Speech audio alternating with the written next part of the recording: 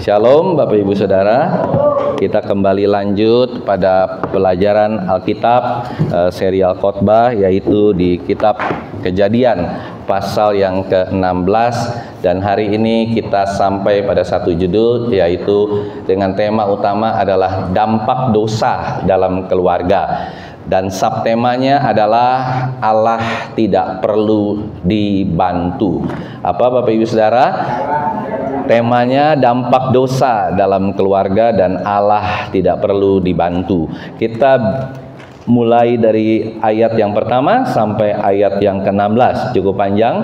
Nanti saya minta Bapak Ibu Saudara untuk bangkit berdiri dan kita perhatikan ayat demi ayat ini supaya kita boleh mendapatkan berkat dari Tuhan pada hari yang indah ini. Mari kita bangkit berdiri. Saya baca pada ayat yang pertama, Bapak Ibu Saudara baca pada ayat yang kedua. Adapun Sarai, istri Abram itu tidak beranak. Ia mempunyai seorang hamba perempuan, orang Mesir, Hagar namanya. Ayat yang kedua, silahkan dibaca. Berkatalah Sarai kepada Abram, "Engkau tahu, Tuhan tidak memberi aku melahirkan anak. Karena itu baiklah hampiri hambamu itu. Mungkin oleh dialah aku dapat memperoleh seorang anak." Dan Abram mendengarkan perkataan Sarai. Jadi Sarai, istri Abram itu mengambil Hagar, hambanya orang Mesir itu.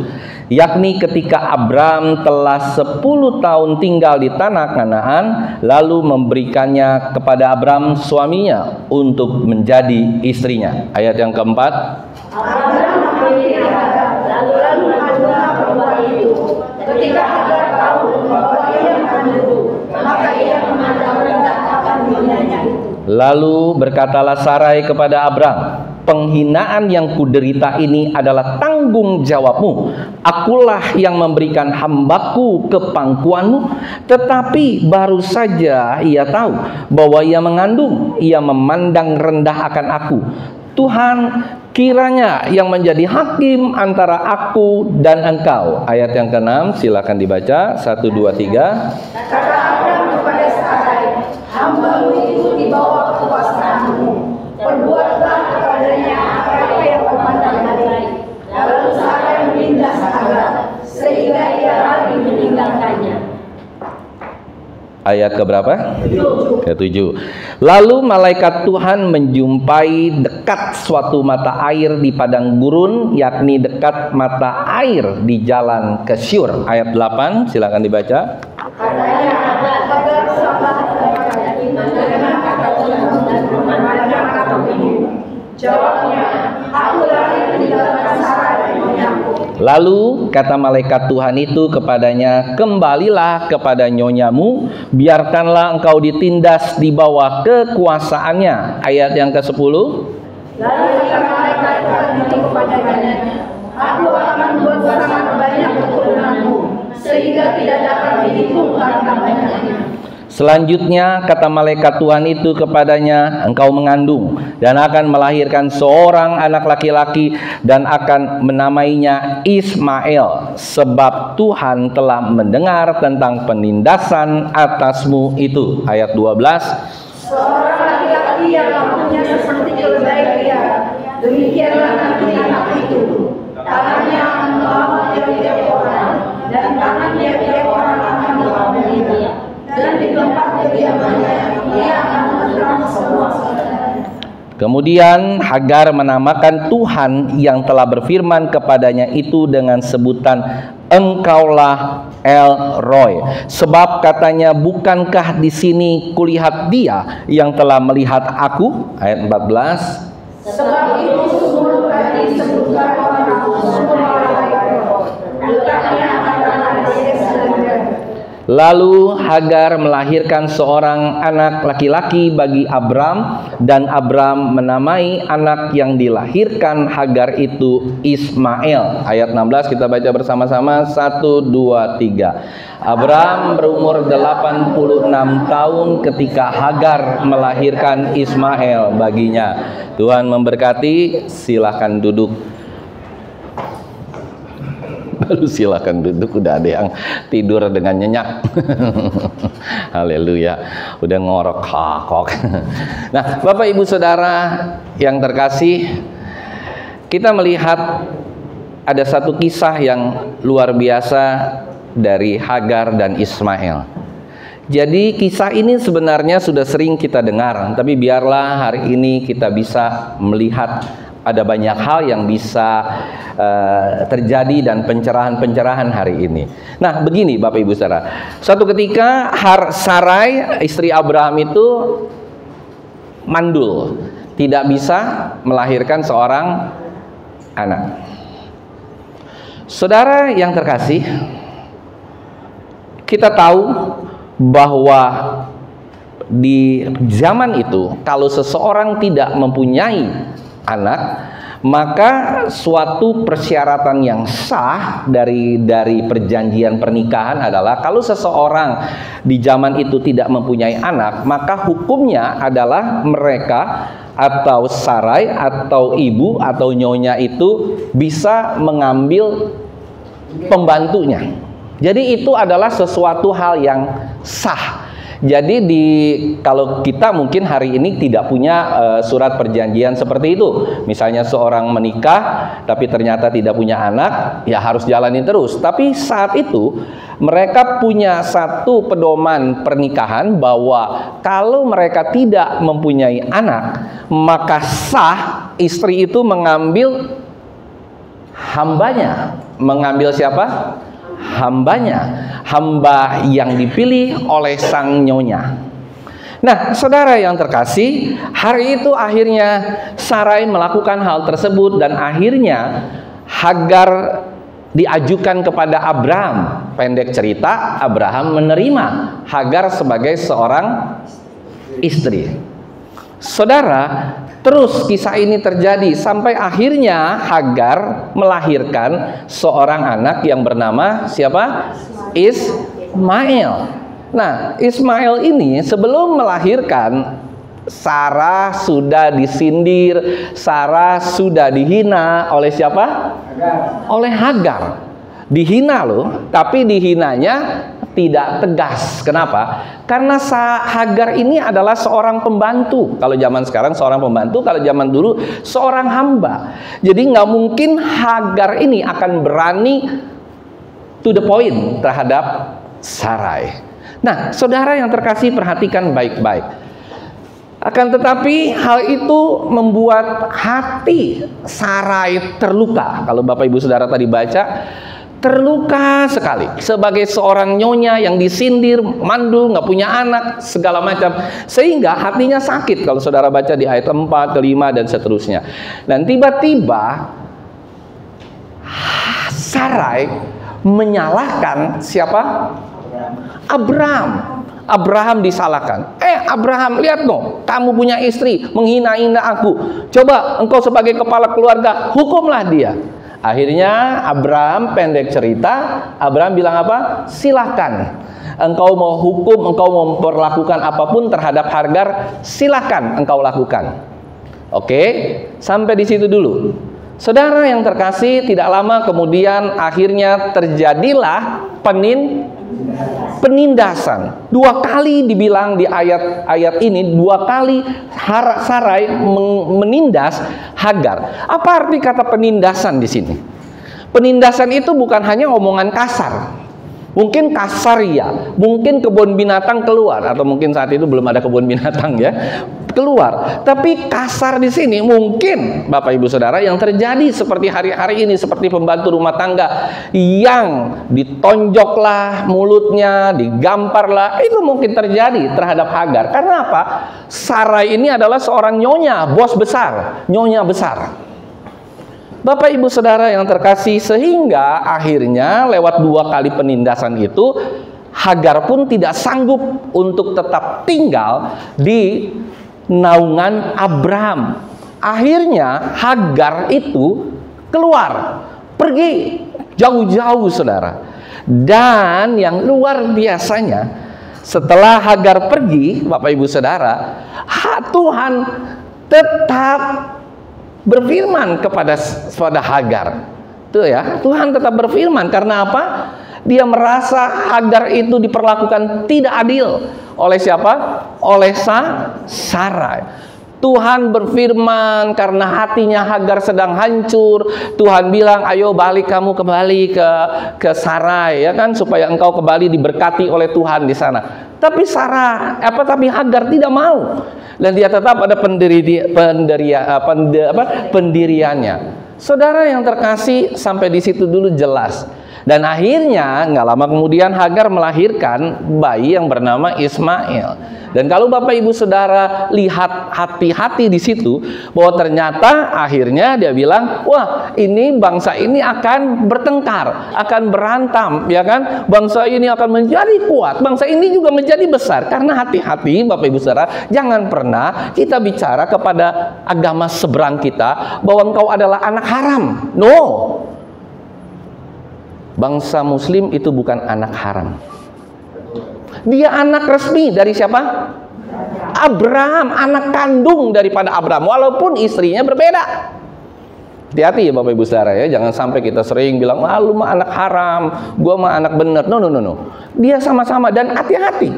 Kalau Bapak Ibu Saudara tidak tahu tentang hal ini, jangan coba-coba. Saya saja belajar supaya saya mengerti, oh ternyata rupa-rupanya di saat itu pernikahan Hagar dengan Abraham resmi 100% resmi, karena ada peraturannya, saudara, ya. Jadi itu yang perlu kita garis bawahi. Nah, hari ini kita mau melihat nih, ada berbagai macam hal yang terjadi di sini.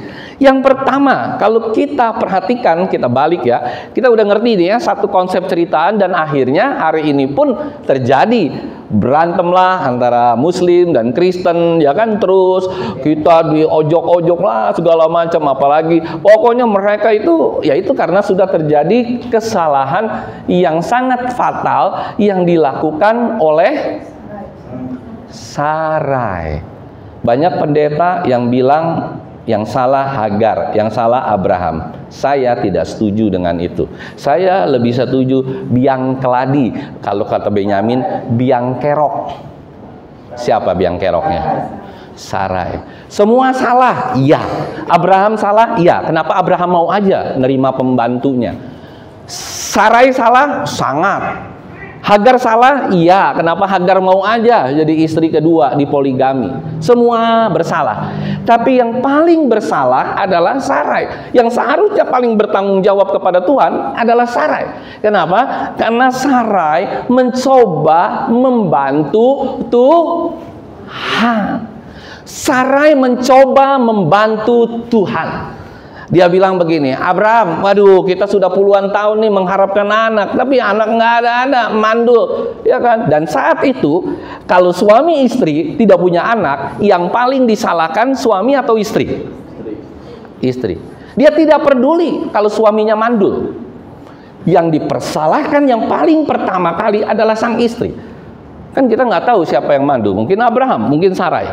Tapi dalam hal ini yang selalu disalahkan pada zaman itu adalah Sarai atau seorang wanita. Nah, mulai masuk kita ya. Nah, pertama Bapak Ibu Saudara, ini adalah yang paling fatal dalam kehidupan manusia. Bayangkan, saya mau tanya, Abraham itu bapak orang percaya nggak? Bapak orang beriman nggak? Iya, Abraham itu bapak orang beriman. Luar biasa iman dan percayanya. Tetapi kenapa Abraham bisa jatuh ke dalam dosa? Dan ini hanya gara-gara Sarai ingin so tahu, ingin membantu Tuhan, saudara. Ini seringkali terjadi di dalam kehidupan kita. Sarai ini ingin membantu Tuhan, ingin membantu Tuhannya supaya punya keturunan. Karena minggu lalu atau minggu lalunya lagi saya katakan, kalau sampai Abraham dan Sarai tidak punya keturunan, maka seluruh hartanya akan diserahkan mungkin kepada orang lain. Ya kan, jadi tujuan utamanya bukan punya anak, tapi tujuan utamanya adalah mamon.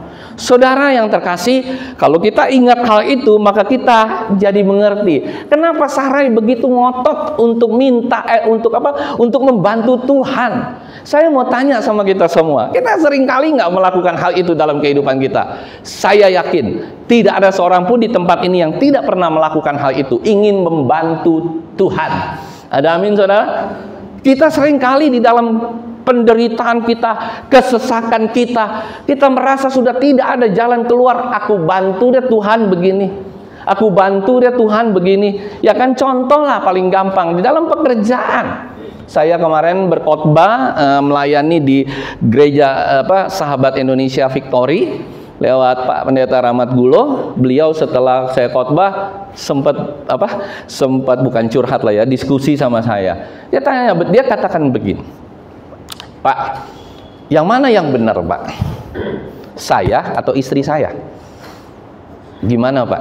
Anak saya kemarin dulu lulus ujian kepolisian. Tapi Pak, saya diminta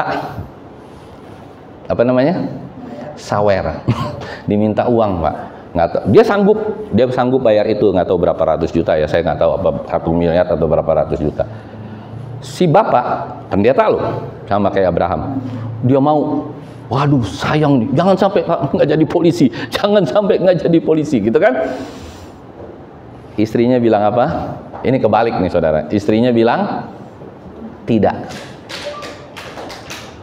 Menurut Bapak Ibu Saudara, siapa yang mencoba membantu Tuhan? Pendeta. Bayangkan, pendeta sudah senior, seorang doktor teologi, ingin melakukan hal itu. Kenapa saudara? Karena satu tujuannya, kepingin anaknya nanti jadi jenderal, anaknya hebat, anaknya luar biasa, jadi polisi yang luar biasa lah gitu kan. Ya ujungnya kalau sudah jadi jenderal dan segala macam luar biasa, ujung-ujungnya apa saudara? Ujung-ujungnya duit. Duit dari mana? Duit dari tempat-tempat kotor. Saya sering khotbah begini di Mabes Polri, saudara, nggak main-main. Waktu itu masih zaman Pak Roni Sompi. Pak Roni Sompi juga kalau udah pulang saya selalu ditepok-tepok. Yang kemarin dulu kena kasus, Bapak Ibu Saudara tahu, padahal dia orang yang benar gitu loh. Waktu itu dia masih menjadi kepala pusat penerangan atau kepala pusat di situ di Mabes Polri. Nah, saudara yang terkasih, kita harus sadar dan aware akan hal ini. Jangan pernah di dalam pergumulan Bapak Ibu Saudara, seberat apapun, mencoba membantu Allah. Jangan pernah. Never. Jangan pernah mencoba membantu Allah. Hasilnya ini akan seperti ini saudara, berantakan. Keluarga yang tadinya aman, tentram, damai, akhirnya menjadi keluarga yang berdosa, menjadi keluarga yang acak adul saudara, yang akhirnya kita juga hari-hari ini menikmati hasil daripada dosa si Abraham dan Sarai serta Hagar. Satu kali waktu saya teringat waktu saya masih bekerja di tahun 1998. Kalau Bapak Ibu Saudara tahu itu 1998 tahun yang berkesan nggak? Apa tuh? Wah, penjarahan. Terjadi presiden kita Pak Soeharto turun, lengser, ya kan? Terus apalagi itu yang sangat luar biasa, dolar naik. Kalau sekarang memang udah 15.000 ya. Waktu itu dari 2.500 rupiah naik menjadi 15.000. Berapa kali? Hampir 7 kali ya, 6-7 kali. Wow, seluruh keadaan kacau. Bank-bank semua orang ras. Saya sempat ngelihat mereka gitu ras ke BCA ke segala macam, ngantri semua mengambil duitnya saudara. Kalau yang nggak punya duit ya nggak usah ngantri. Ada haleluya. Yang punya duit repot ngantri, takut banknya tutup, takut ini, takut itu. Nah makanya kadang-kadang kan kita mesti bersyukur sama Tuhan. Kita bilang, nah, rasain lu pada ngantri, gua kan nggak ngantri, nggak punya duit, aman. Apa yang saya mau antri? Mau antri ya boleh aja antri. Tapi kan pasti tanya, bapak tabungannya mana gitu kan? Nggak ada tabungan nih. Nah nggak dong hepeng, kata orang Batak. Nggak ada uang. Nah saudara, pada zaman itu saya mau kasih cerita sedikit nih. Ya, zaman itu adalah zaman sedang mengandung si bayi gemuk. Namanya siapa? Christian Ferry. Nah, sampai sekarang tetap gemuk. Tuhan Yesus tidak berubah, dia pun tidak berubah. Waktu lahir emang udah gemuk. Kalau Joe waktu lahir kerempeng dia. Sampai sekarang ya lumayan lah ya. Nah, jadi waktu tahun 98 itu adalah istri saya sedang mengandung Ferry, saudara. Bayangkan tuh, lagi mengandung, dia kan lahir di bulan bulan Juli ya. Itu bulan Mei kejadian itu. Berarti dia masih dalam kandungan. Kita berpikir, waduh, mau ke rumah sakit repot nih. Si ibu gembala, wah udah lahir aja di sini pakai bidan, gitu kan. Waktu itu kita rumahnya masih di Harapan Indah Bekasi. Nah, saya nggak cerita yang itu, tapi saya cerita yang satu ini, saudara. Saat itu saya baru saja pindah kerja, saudara. Bayangkan, bulan Januari atau Februari baru saya pindah kerja ke perusahaan yang namanya Olivetti. Perusahaannya multinasional, bukan hanya di Indonesia, ada di beberapa daerah. Nah, baru saja begitu 3 bulan, apa yang terjadi? Terjadilah krisis moneter. Waduh. Ujung-ujungnya apa, saudara? Kita berpikir tentang satu hal, PHK. Jadi saya jauh-jauh hari sudah pernah mengalami hal itu. Nah, pendek cerita, saudara. Waktu saat itu saya masih tenang-tenang tuh, saudara. Kenapa? Karena nggak ada di perusahaan kita, nggak ada, oh nanti akan pengurangan pak karyawan segala macam. Wah, kita puji Tuhan, haleluya. Ya kan, saya waktu itu udah bergereja di Mawasaran kalau nggak salah ya. Wah, tiap hari, thank you Lord, katanya orang-orang pada kena PHK ini. Kita tidak kenal lah Tuhan. Tuhan besar, Tuhan luar biasa. Nah, kan gitu kan? Nggak lama kemudian, saudara, tiba-tiba ada berita bukan soal PHK. Kita punya managing director, direktur utama yang ada di Indonesia, naik pesawat ke Singapura, bawa uang, meledak pesawatnya, saudara. Coba lihat Google. Bayangin nggak? Boom, ya kan? Itu duitnya sampai berserakan. Itu ada kisahnya, nanti Bapak Ibu Saudara baca. Presiden Direktur Olivetti meledak di pesawat lagi bawa uang. Satu koper, dia mau pulang kampung, saudara. Dia mau pulang kampung ke Singapura kalau nggak salah. Meledak. Waduh, dia bilang, inilah tanda-tandanya. Bener aja, nggak lama kemudian turunlah surat dari pusat, saudara. Olivetti ditutup di Indonesia. Waduh. Kamu Bapak Ibu Saudara bisa bayangin, saya sementara masih kredit rumah di Harapan Indah, sementara sang bayi ya kan akan lahir, semua keadaan kacau balau. Mau ngelamar kerjaan di mana saat sedang dari keadaan nyungsruknya. Tapi itulah, saya nggak pernah bilang begini, Tuhan, kenapa mesti begini Tuhan, walaupun tek aja, wah. Tapi kita tetap berdoa sama Tuhan. Tuhan punya cara untuk dapat memberikan kehidupan sebelum badai ini berlalu. Apa yang terjadi, Bapak Ibu Saudara? Tuhan memberikan hikmat yang luar biasa. Kebetulan dan sangat kebetulan.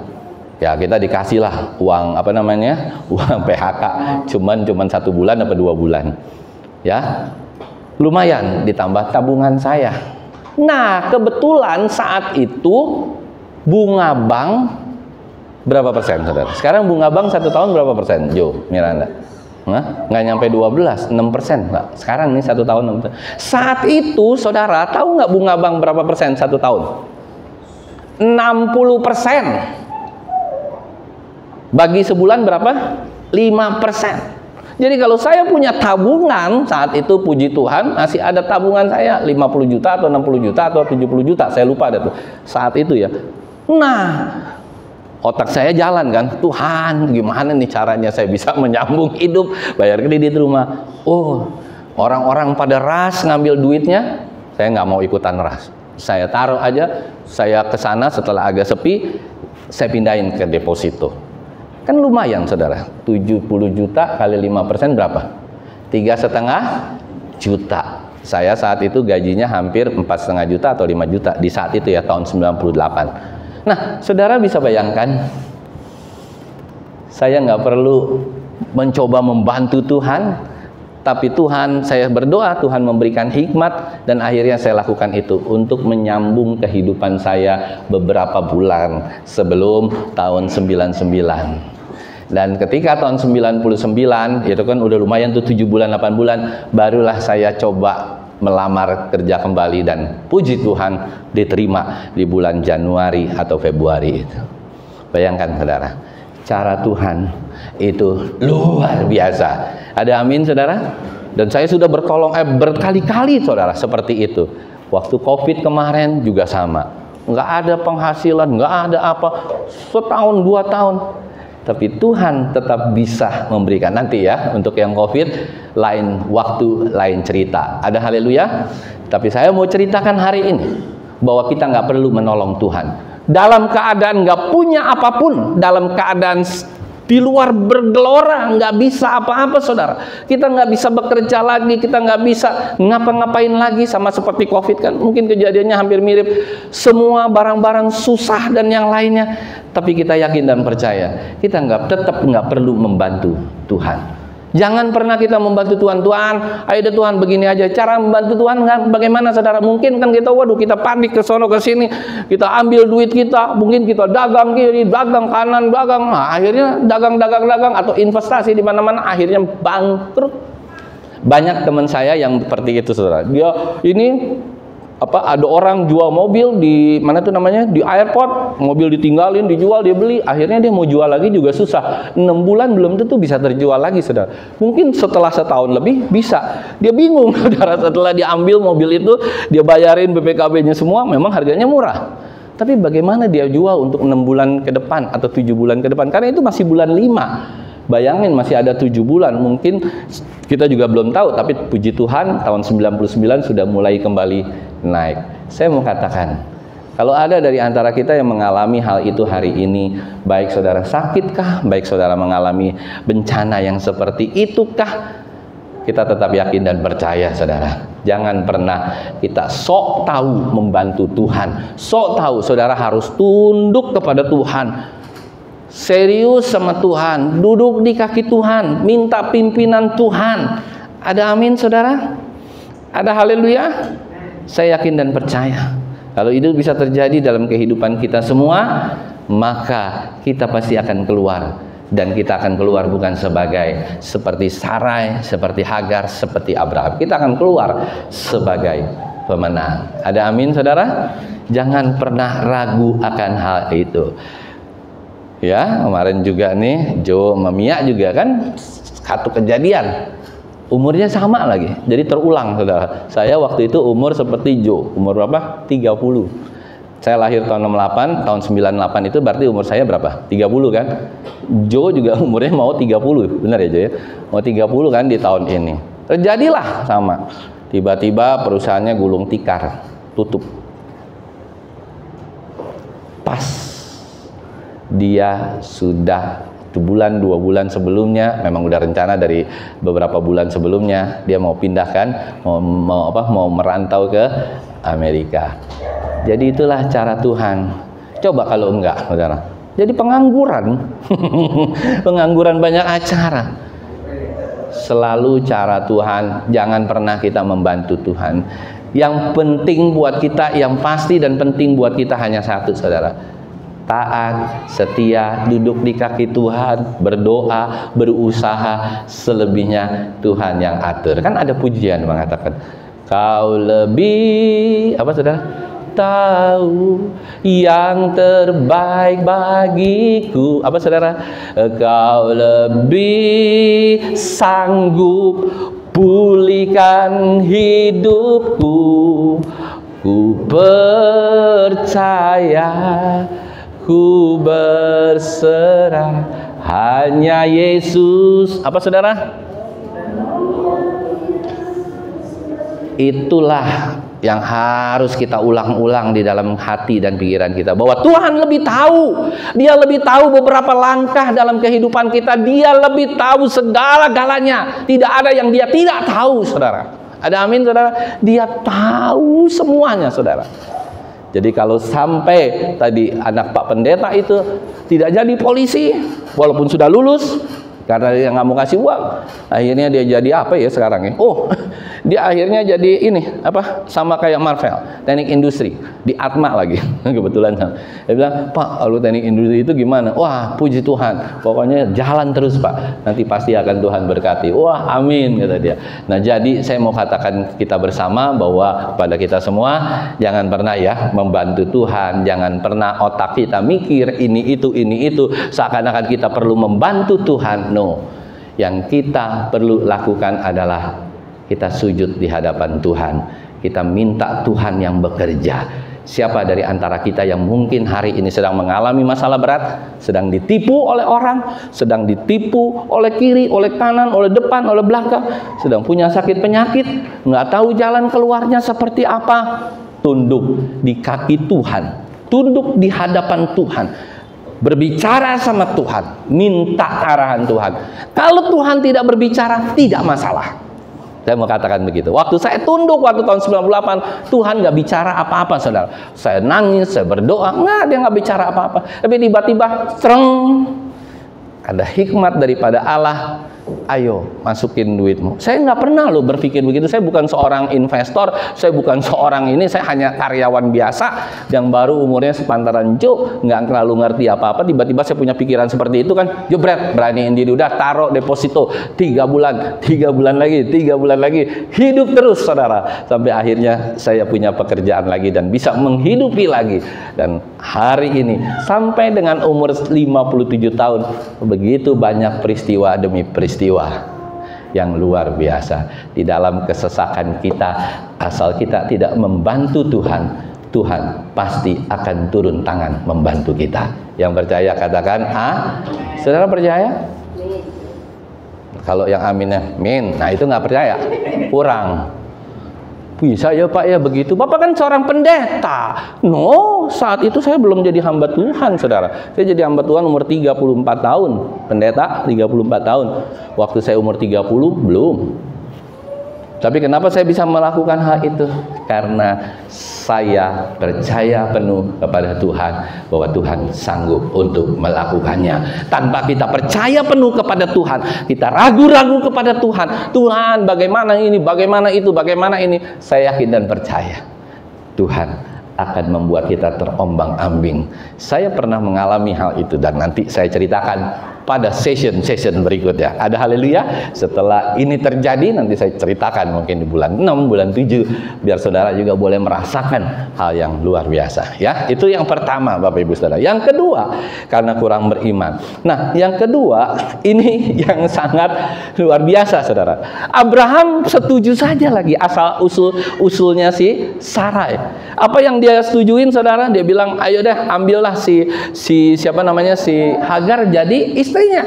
Nah, saudara, ya mungkin si Sarai mengojok-ojok terus tiap hari, ayolah Hagar jadi istrimu. Atau mungkin Hagar bilang begini, kalau mungkin Abrahamnya Pak Yono bilang, wah kebetulan yang tua ganti yang muda, saudara. Bisa begitu. Nah, kita nggak tahu yang mana yang sebenarnya. Tapi satu hal, ini berbahaya sekali sebenarnya buat posisi Abraham. Coba kita bandingkan dengan Ayub. Kita lihat Ayub pasal 2 ayat 9 sampai 10. Waktu Ayub diminta untuk mengutuk Allah, ini kan sama aja dengan mengutuk Allah, saudara. Mengutuk Allah karena apa? Karena Allah tidak memberikan keturunan. Waktu Ayub, coba kita baca Ayub pasal 2 ayat 9 sampai 10. Ini jelas sekali. Hebat Ayub lebih dibandingkan dengan Abraham. Ya, udah ketemu? Maka berkatalah istrinya, istri Ayub ya, kepadanya, masih bertekunkah engkau dalam kesalehanmu? Kutukilah Allahmu dan matilah. Si istri bilang begitu, saudara. Mirip lah sama ceritanya si Sarai. Aduh, ngapain sih lu harapin lagi Tuhan? Udahlah kita yang kerja sendiri. Terus akhirnya disuruh mundur kan dari Tuhan. Tetapi jawab Ayub kepadanya, engkau berbicara seperti Nah, kalau saudara, bapak-bapak, ada ibu-ibu yang ngasih saran, kita langsung bilang, kamu perempuan gila kalau urusan sama Tuhan ya. Engkau berbicara seperti perempuan gila. Apakah kita mau menerima yang baik dari Allah, tetapi tidak mau menerima yang buruk? Dalam kesemuanya itu, Ayub tidak berbuat dosa dengan bibirnya. Saudara, Abraham malah menyetujui usul istrinya. Nah, rupa-rupanya Abraham menggunakan otak, menggunakan rasio, bukan menggunakan kepercayaan dan iman dia kepada Allah. Ini yang sangat-sangat kita harus hati-hati, saudara. Dia wah, benar juga ya. Wah, ini juga ya. Benar juga ya. Nah, akhirnya nyangsanglah Abraham. Maksudnya tersesatlah Abraham, saudara. Karena apa? Karena Abraham berpikir, apa yang Abraham pikir, coba saudara? Dia pikir, ini toh anaknya dia. Ini anak kandung Abraham nggak? Walaupun dari Hagar kayak apa di siapa? Anaknya Abraham nggak? Tapi dia lupa bahwa Tuhan berfirman, dia di Kejadian pasal 12, Kejadian pasal 13, bahwa Sarailah yang akan menjadi ibu segala bangsa. Kenapa? Satu hal, saudara masih ingat waktu Abram dan Sarai masuk ke Mesir. Terus sang raja bilang, aduh Sarai cantik sekali. Hampir-hampir Sarai itu berhubungan intim dengan raja. Tapi di situ Tuhan langsung intervensi. Langsung dia bilang, woi hati-hati kau, itu adalah, waduh, dia bilang istrinya Abram. Ya kan, Allah sampai turun tangan, Allah itu intervensi. Kenapa? Jangan sampai kalau sampai kejadian dia nikah sama si raja, atau dia berhubungan intim, berantakan semua rencana Allah. Jadi ingat baik-baik, Allah itu masih merencanakan Sarailah yang akan menjadi ibu segala bangsa, bukan Hagar. Tapi Abraham kurang peka, kurang ingat, dan mungkin kurang iman karena puluhan tahun saudara tidak main-main. Memang dia bapak orang beriman, karena ketika Ishak mau dipersembahkan, dia berani mempersembahkan itu karena dia udah belajar, saudara. Tapi kali ini dia belum menjadi bapak orang beriman. Jadi Abraham itu belum menjadi bapak orang beriman. Karena kenapa? Karena dia memang belum beriman untuk dapat melewati semua itu. Bayangkan, saudara. Nah, jadi ketika dapat usul seperti itu, maka Abraham menyetujuinya. Kita juga semua sama. Ya, yang punya anak, ibu-ibu, semua yang punya saudara, selalu ada usul. Udahlah, nikahin aja dia sama ini. Udahlah, ada usul nggak mungkin begini. Ngapain sih kamu punya suami itu? Suaminya tuh, aduh, males, nggak punya duit, segala macam. Cerai aja, cerai. Atau kebalikannya, ngapain sih kamu punya istri begitu ribet, udah bawel, ribet, udah tua, ompong lagi gitu kan misalnya. Ribet gitu loh. Ada selalu usul-usul yang seperti itu. Ceraiin aja, ganti aja yang baru. Selalu banyak usul-usul yang seperti itu. Nah, saudara, hati-hati dengan usul-usul yang seperti ini yang bukan dari Tuhan. Saudara akan punya kebimbangan demi kebimbangan. Dalam pekerjaan juga seperti itu. Hati-hati, saudara. Usul demi usul, usul demi usul. Akhirnya kita kebablasan ke hal-hal yang tidak baik, tidak benar. Nah, terus kita langsung terusin. Apa sebenarnya yang terjadi, Bapak Ibu Saudara? Dampak dari perbuatan Sarai sendiri. Apa yang terjadi? Yang terjadi, Sarai, Abram, termasuk Hagar menderita. Hagar mengandung, memandang hina Sarai. Sarai akhirnya melakukan penindasan terhadap Hagar yang tadi saya sudah sebutkan. Itu semua akhirnya membuat kita jangan bermain-main dengan dosa. Sedikit apapun itu dosa. Mungkin saudara bilang, oh ya kita berdosa, kita diampuni. Tapi hati-hati, saudara, efek dari dosa itu akan terus menerus. Tidak akan pernah habis efek dari dosa. Kecuali kita sudah mati, sudah benar-benar terbaring. Itu efek dari dosa. Saudara pasti akan nikmatin seperti Sarai, Abraham, dan yang lainnya. Hati-hati, makanya bapak-bapak, ibu-ibu, hati-hati. Semua ini memperingatkan kepada kita bahwa dosa itu pasti akan selalu membawa kepada penderitaan. Ada haleluya. Pada awalnya dosa itu enak, Tapi lambat laun dosa itu akan menjadi penderitaan bagi kehidupan kita. Ada haleluya. Orang korupsi enak nggak, saudara? Orang korupsi enak nggak? Ya, kayak para pemimpin kita, saya nggak sebutin lah ya jabatannya. Korupsinya, bahkan ada yang udah korupsinya sampai melebar ke seluruh dunia, tapi nggak bisa dibuktikan. Enak nggak? Enak. Anaknya bisa jadi orang, ya kan, bisa jadi orang hebat, hartanya banyak, semuanya banyak. Tapi saudara tahu nggak, nanti suatu saat puluhan tahun kemudian, sama seperti pemimpin-pemimpin kita yang sebelumnya, pemimpin-pemimpin dunia yang sebelumnya, puluhan tahun kemudian efeknya tidak main-main. Efek terhadap rakyat, ya, tapi efek terhadap keluarga sendiri, wow, keluarganya itu pasti akan habis-habisan menderita karena dosa korupsi tersebut. Hati-hati saudara dengan dosa korupsi, apalagi kalau mager-magerin, apa tuh namanya? Mager-magerin laut, saudara. Wow, lebih luar biasa lagi itu dosanya. Rakyat menderita, dipagerin, nelayan nggak bisa untuk apa? Mengambil ikan lah, segala macam. Waduh, itu luar biasa. Nah, saudara, jadi hati-hati ya dengan hal ini supaya kita. Nah, tapi ada lagi nih yang lebih menarik, saudara, dari peristiwa ini. Saling menyalahkan. Sarai menyalahkan siapa, saudara? Abraham sih, kamu sih begini, ya kan? Sikapnya yang saudara baca sendiri ya nanti di Alkitab. Sifatnya seperti itu, tapi apa yang terjadi, saudara? Ternyata saling menyalahkan itu tidak membuat persoalan itu menjadi selesai.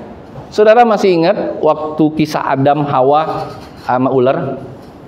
Ketika mereka sudah diusir dalam keadaan telanjang di luar, Allah berfirman kan, Allah bilang, "Adam, kenapa engkau makan buah itu?" Adam jawabnya apa? Nih, perempuan yang kau kasih Tuhan. Ya kan? Terus si perempuan bilang apa? Hawa, kenapa engkau suruh Adam makan? Nih, si ular. Kenapa saudara? Tuhan nggak nanya ular. Nggak mau, Tuhan pinter. Tuhan lebih pintar dari ular. Kalau Tuhan nanya ular, ular, kenapa engkau? Kan saya ciptaan engkau. Bolak-balik. Tapi enggak, maksudnya Tuhan nanya hanya kepada orang atau manusia. Dia tidak perlu menanya kepada ular. Itu adalah perwakilan daripada iblis, bukan ular yang sesungguhnya ular, tapi perwakilan daripada iblis. Dia nggak perlu bertanya dan tidak perlu diskusi dengan iblis. Dia hanya diskusi. Nah, inilah yang akhirnya sama, saling menyalahkan, saling salah menyalahkan. Dalam kehidupan kita di rumah tangga, sering nggak kita saling salah menyalahkan? Wow, sering kali. Kamu sih begini, kamu begini, kamu blow on, kamu bego, terus saja saling salah. Akhirnya siapa yang salah? Saya mau katakan hari ini, ya, apalagi bagi yang baru berumah tangga. Rumah tangga itu tidak ada yang tidak pernah berperang, berantem. Ada amin, saudara? Namanya saja sudah rumah tangga. Ya, kalau yang namanya rumah makan baru nggak ada berantem, sederhana namanya, ya kan? Kalau rumah tangga itu bukan sederhana, complicated. Jadi saya mau katakan hari ini, saudara buka dari kitab Kejadian sampai Wahyu. Adakah satu keluarga yang harmonis di dalam Alkitab? Coba tunjukkan kepada saya. Kalau ada, saya traktir makan. Ada nggak keluarga yang harmonis? Makanya kalau saudara keluarganya tidak harmonis, ayo tos dulu dong kiri kanan sama pasangan suami. Kalau tidak harmonis, memang itu yang Tuhan mau, supaya kita bisa terus bersekutu dengan Tuhan. Bukan kita berantem dan akhirnya bercerai gitu, tidak. Tapi berantem itu adalah untuk kita sparring partner. Saudara tahu main tinju? Ya kan? Sebelum berantem beneran, saudara ada sparring partnernya nggak? Nah, coba kalau ada salah satu, saya bilang sama istri saya, nanti kalau saya udah mati, kamu nggak ada sparring partner lagi. Nah, ini kan dia bilang, oh ya bener juga ya. Siapa yang dia mau omelin? Siapa yang mau diajak berantem sama dia? Lalu nggak kan pagi-pagi, wah udah ajak berantem, siang ajak berantem lagi, malam mungkin ajak berantem lagi. Jadi maksudnya itu apa? Sparring partner, saudara. Jadi kita nih keluarga nggak ada yang orang bilang wah keluarganya bahagia terus sepanjang zaman. Nggak pernah ada, saudara. Tidak pernah ada keluarga yang terus berbahagia.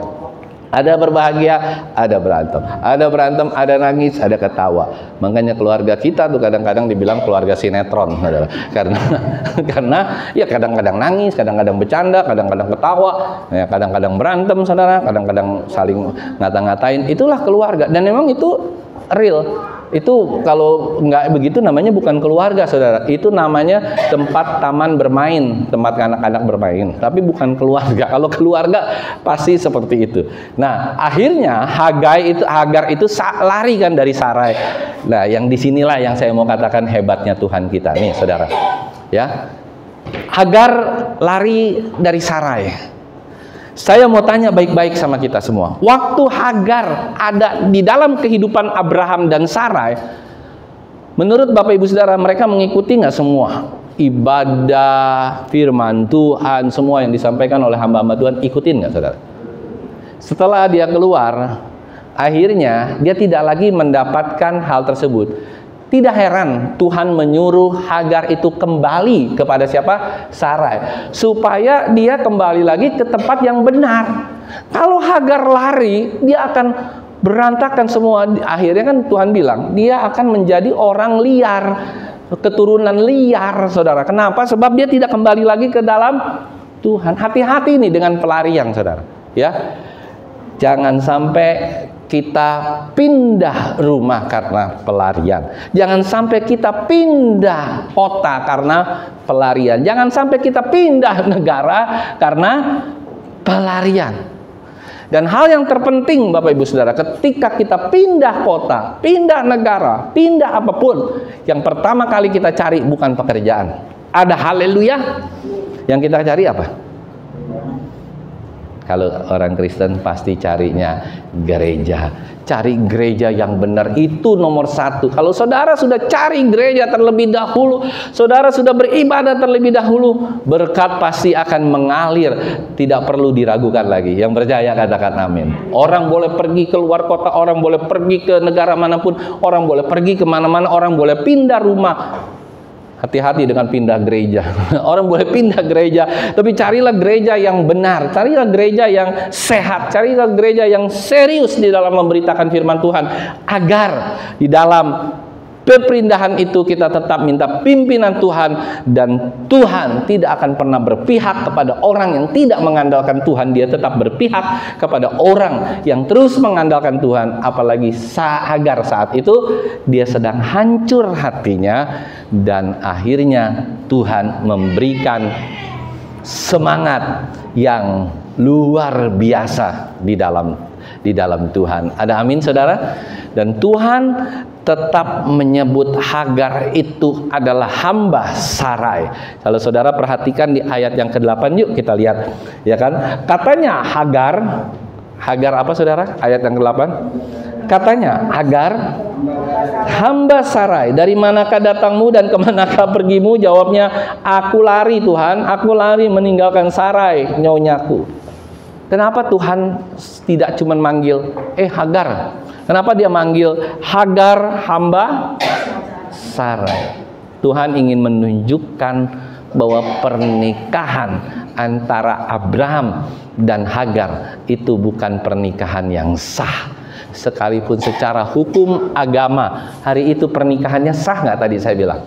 Sah. Tapi secara Tuhan dia tidak sah. Dia tetap adalah hamba, dan anak itu bukan anak yang sah menurut Tuhan, bukan menurut hukum ini ya, bukan menurut hukumnya bangsa Israel, tapi menurut hukumnya Tuhan dia tidak sah. Dia adalah perempuan yang dikatakanlah berzina, atau dikatakan pernikahan yang tidak benar terhadap Tuhan. Karena itu Tuhan terlalu memanggilnya Hagar adalah hamba Sarai, dan Hagar itu disuruh kembali, pulang, ayo kembali, pulang, ayo kembali. Nah, akhirnya Tuhan di ayat yang ke-11 dia bilang apa, saudara? Kata malaikat Tuhan itu kepadanya, engkau mengandung dan akan melahirkan seorang anak laki-laki dan menamai Ismail, sebab Tuhan telah mendengar tentang penindasan atasmu itu. Apa arti kata Ismail, saudara?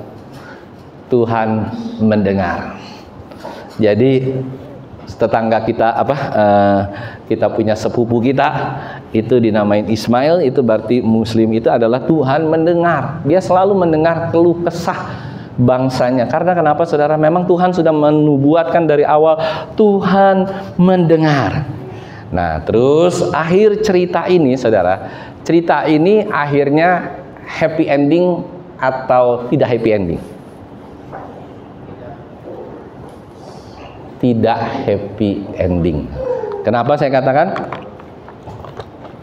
Semuanya jadi berantakan. Semuanya, Sarai sama Hagar jadi bermusuhan, anak-anaknya Ismail, Ishak dan seterusnya jadi bermusuhan. Abraham pun punya dosa yang harusnya dia minta ampun sama Tuhan. Akhir cerita ini, saudara, akhir cerita ayat ini, karena nggak tekun menunggu, karena ingin membantu Allah, akhir ceritanya itu tidak happy ending. Saya mau katakan satu hal, saudara, di dalam kekristenan jangan pernah kita berharap satu hal. Saudara boleh berharap, oke, setiap saudara berdoa pasti happy ending. Habis saudara dengar firman Tuhan pasti happy ending. Dalam kehidupan ini tidak seperti demikian, saudara. Banyak kehidupan ini walaupun kita sudah berdoa, akhirnya kayak saya waktu itu berdoa untuk ibu saya, akhirnya meninggal. Itu happy ending nggak? Enggak. Banyak peristiwa di dalam dunia ini, sekalipun kita berdoa, sekalipun kita hidup benar di hadapan Tuhan, belum tentu satu peristiwa itu selalu happy ending. Banyak cerita Alkitab, termasuk kitab Nabi Habakuk, termasuk kitab Nabi Yesaya, itu tidak ada yang happy ending, saudara. Memang ada beberapa yang happy ending, keluarganya diberkati lah, seperti Ayub, cerita Ayub happy ending nggak? Happy ending. Istrinya balik lagi, puji Tuhan, anaknya jadi 2 kali lipat, ya kan, hartanya jadi 2 kali lipat. Happy ending. Tapi saya mau katakan kita semua, yuk jangan frustasi kalau suatu saat cerita kita tidak happy ending. Ada amin, saudara? Kalau suatu saat nih cerita kita, di saat-saat terakhir dalam hidup kita, kok dia pendeta tapi akhir ceritanya tidak happy ending ya? Kok Pak ini akhir ceritanya kok begini ya, gitu kan. Kita sering bilang, apa gara-gara dia banyak dosa ya? Belum tentu, bisa ya, bisa enggak. Apa karena dia kenapa ya? No, banyak cerita, banyak kisah di dalam Alkitab yang ujungnya tidak happy ending, saudara. Banyak sekali. Dan kita tidak selalu boleh mengharapkan segala sesuatu ini happy ending dalam dunia ini. Keluar dari tempat ini, itu kan diajarkan sama teologi kemakmuran kan. Keluar dari tempat ini, aku jadi pemenang, lebih dari pemenang. Nyanyinya boleh, saudara. Kita boleh dibangkitkan. Tapi ingat baik-baik, realitas hidup kita belum tentu sesuai dengan apa yang kita imankan. Itu yang saya mau katakan. Jadi belum tentu setiap manusia itu punya akhir cerita yang happy ending, tetapi di ujungnya tetap happy ending bersama dengan Tuhan. Saya mau katakan, happy ending itu ada 2. Happy ending itu tidak selalu di dalam kehidupan duniawi, tapi di ujung kehidupan rohani kita pasti happy ending. Yang percaya katakan amin. Tidak happy ending di dunia, tidak masalah. Yang pasti happy ending di dalam surga. Ya, itu yang kita tekankan berkali-kali. Yang terakhir, saya mau nutup cerita khotbah saya pada hari ini dengan satu cerita yang luar biasa yang perlu kita dengar. Satu ketika ada seorang pastor atau pendeta ya di Amerika. Pendeta ini siang-siang lagi sedang main-main sama anaknya. Pendeta ini belum terlalu tua, ya masih umur 40-an, masih main sama anaknya umur belasan tahun, umur 10, belasan tahun. Berdua atau bertiga, anak laki-laki, saudara. Tiba-tiba dia lagi main gitu ya di lapangan di dekat pohon, ada anak kucing, saudara. Anak kucing itu lagi tergantung di dahan. Nah, ini anak kucing nggak bisa turun, nggak bisa naik, saudara. Dia bergantung gitu. Dia mau naik kagak bisa, dia mau turun takut mati, ya kan? Dia ngegantung di tengah-tengah. Terus apa yang terjadi, saudara? Wah, kata si Pak Pendeta, Pak Pastor ini, kita harus tolong anak kucing itu. Gimana saudara? Gimana anak-anak? Setuju? Setuju. Papi, kita bantu anak kucing gitu kan. Udah. Akhirnya Pak Pendeta pulang bawa mobil, ya kan? Sama apa saudara? Dia bawa tali rafia. Oke, tali rafia digantunglah ke ujung dahan itu supaya maksudnya habis itu dia taruh di bemper mobil, mobilnya dijalanin ngek supaya dahannya turun, kucingnya diambil kan. Mulailah dia jalan set, udah makin dekat. Anak-anak siap ya untuk ambil, set. Pas sampai ke depanan lagi, krek saudara, dahannya patah. Itu anak kucing saudara, dahannya patah. Melayar saudara ke sebelah, terbang, anak kucingnya terbang, fly. Bisa dibayangin nggak saudara? Tujuannya apa? Akhir ceritanya kucingnya bisa mati saudara. Gimana hasil cerita kucingnya? Dia habis kan mau menolong, tiba-tiba tes saja itunya patah, nah itu kucing terbang saudara.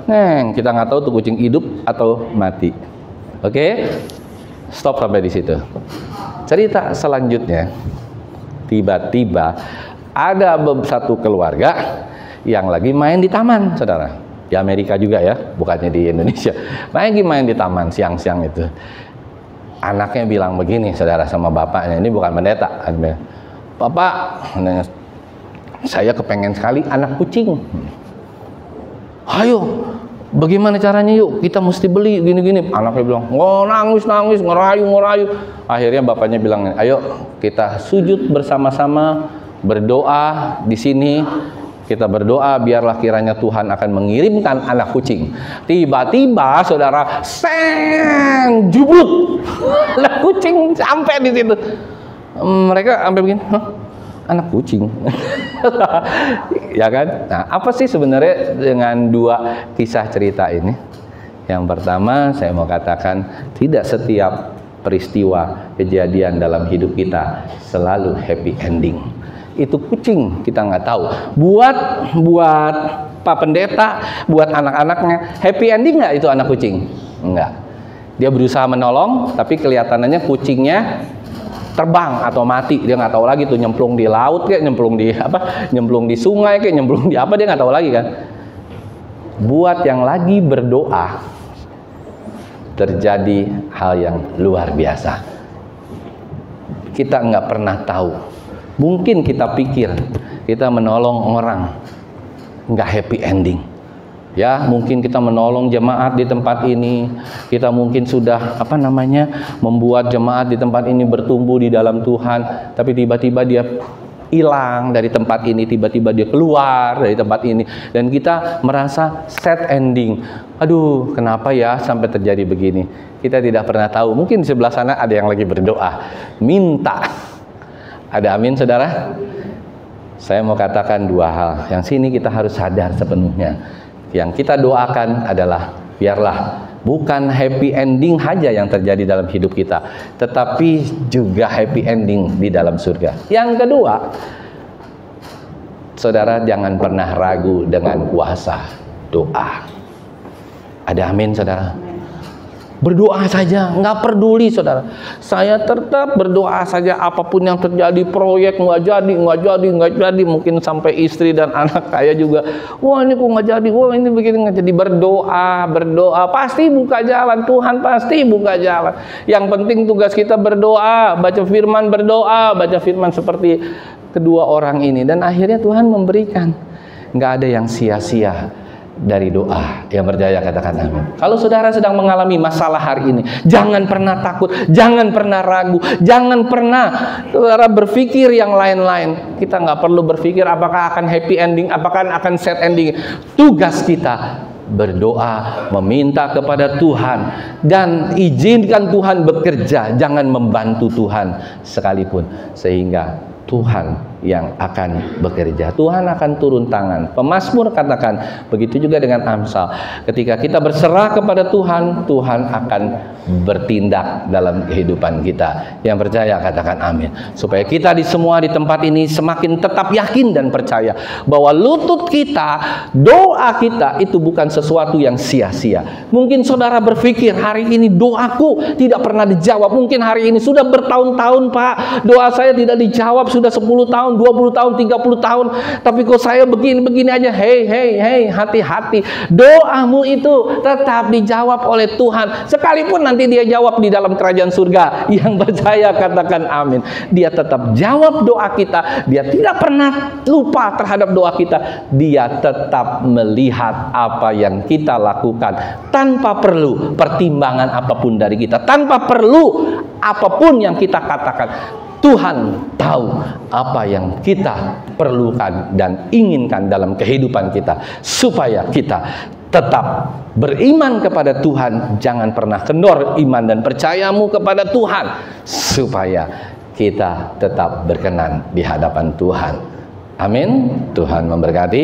Kita tundukkan kepala, kita berdoa sebelum kita angkat pujian. Bapa yang baik, kami terus belajar Tuhan dari kehidupan Abraham, Sarai, dan Hagar ini Tuhan. Hari ini kami belajar satu hal, agar kami semua tidak selalu berpikir tentang hal yang selalu menggembirakan hati kami.